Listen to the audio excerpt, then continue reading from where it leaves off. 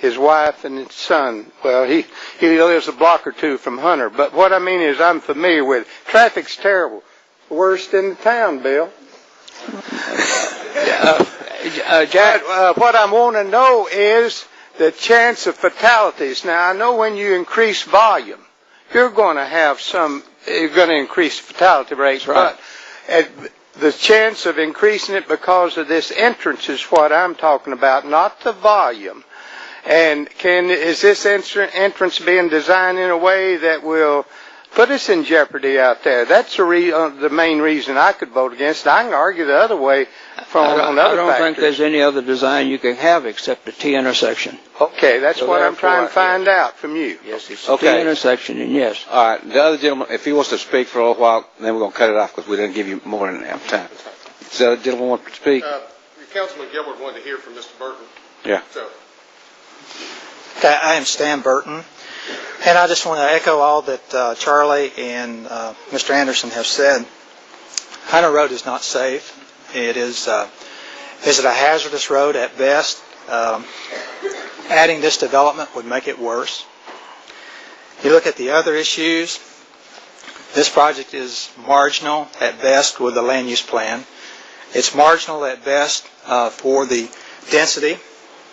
It's marginal at best for spot zoning. In fact, we clearly believe that it is spot zoning. So the question that we would have is from our community would be, why would a marginal project be approved? If you add up all those scores, again, it's marginal in all areas, and we believe receives a failing grade in all areas. So we hope that you will take that into account in your deliberations. Thanks. There are two traffic studies there before us, one by Volkert, the other by the gentleman that was proposed. And my question is very simple. From your professional perspective, and I would hope that both of you would speak to this, as to Hunter Road's current traffic volume and from the proposed use of the apartments, is it your professional opinion that it would provide overuse to this road? Can this road take any more use? And before you answer, I guess I would say to that take the apartment certainly is one standpoint, but I'm also certainly thinking about this from the perspective of this, that the council has the job within 90 days of when this area was annexed to provide some sort of permanent zone. Whether the apartment comes or goes, something's going to go there. And whatever is going to go there, it is going to provide more use on that land. That could be single-family residences, that could be multifamily. Whatever is going there is going to increase the traffic volume. Is it your perspective that the road is already overused and cannot take any more use? If it can, how much more can it take? That's a tough question. The problem is the street now, based on the Volkert study, I have not seen Mr. Miller's report, so I can't really comment on his conclusions. I have looked at, have evaluated what the Volkert study determined in their recommendations.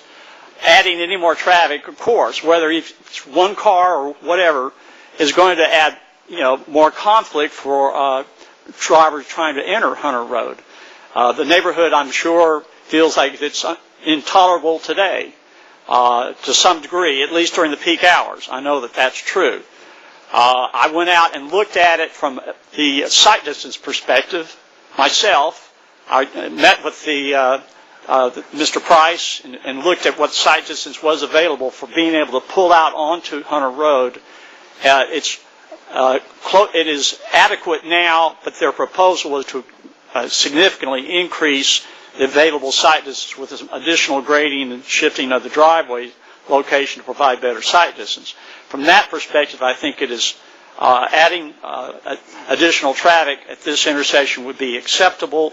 It would still, but as everybody knows, you add any amount of development, it's going to create more conflict and more potential for collisions. That is true. That happens anywhere any development occurs over anywhere. What I think would be good is I would like to have the opportunity to review Mr. Miller's report and be able to respond to it.